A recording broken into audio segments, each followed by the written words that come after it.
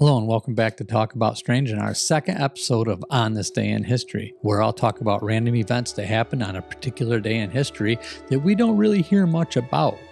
I particularly am a history buff, and I love hearing about these things. And if you enjoy hearing it, don't forget to hit the like and subscribe button so you don't miss out on any of these episodes. And look for that playlist On This Day in History that I'll be sharing on my channel. So anyway, without any further ado, let's get started. On this day, November 17th, 1892, the first issue of Vogue was published, and there was a lot of happy housewives. In 1963, the Clean Air Act became law. Also, in 2011, Kim Jong-il, leader of North Korea, passed away. On December 17th, 1979, Hollywood stuntman Stan Bartlett blasts across a dry lake bed of California's Edwards Air Force Base in a rocket and missile-propelled car, becoming what many believe to be the first man to travel faster than the speed of sound on land. He did not set an official record, however. The radar scanner was acting up, and so Bartlett's top speed of 739.666 miles per hour, by the most reliable measure, was only an estimate.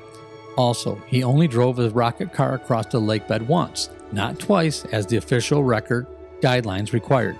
Amongst several other historical events, one most notably, December 17, 1903, near Kitty Hawk, North Carolina, Orville and Wilbur Wright make the first successful flight in history of a self-propelled heavier-than-air aircraft.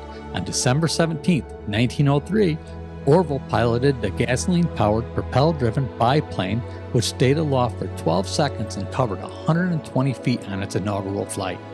Orville and Wilbur Wright grew up in Dayton, Ohio, and developed an interest in aviation after learning of their glider flights of German engineer Otto Lilienthal in the 1890s.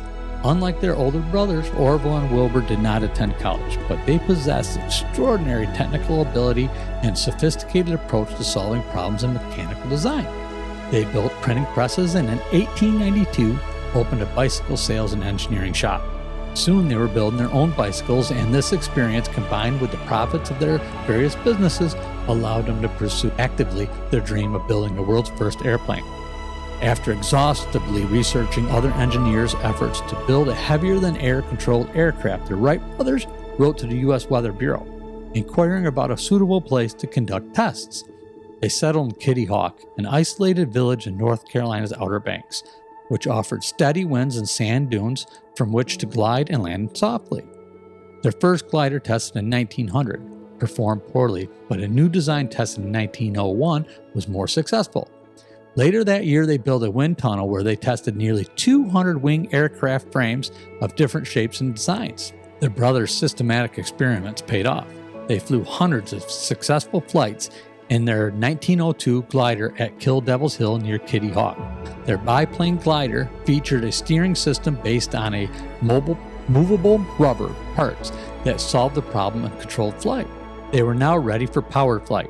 In Dayton, they designed a 12-horsepower internal combustion engine with the assistance of machinist Charles Taylor, and built a new aircraft to house it. They transported their aircraft in pieces to Kitty Hawk in the autumn of 1903, assembled it, and made a few more tests. On December 14th, Orville made the first attempt at powered flight. The engine stalled during takeoff and the plane was damaged, and they spent the next 3 days repairing it.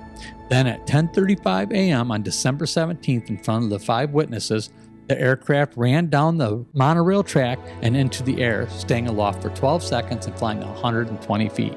The modern aviation was born. 3 more tests were made that day, with Wilbur and Orville alternately flying the airplane. Wilbur flew the last flight, covering 852 feet and 59 seconds.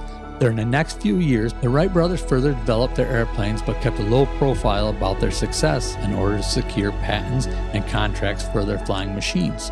By 1905, their aircraft could perform complex maneuvers and remain in the air for up to 39 minutes at a time.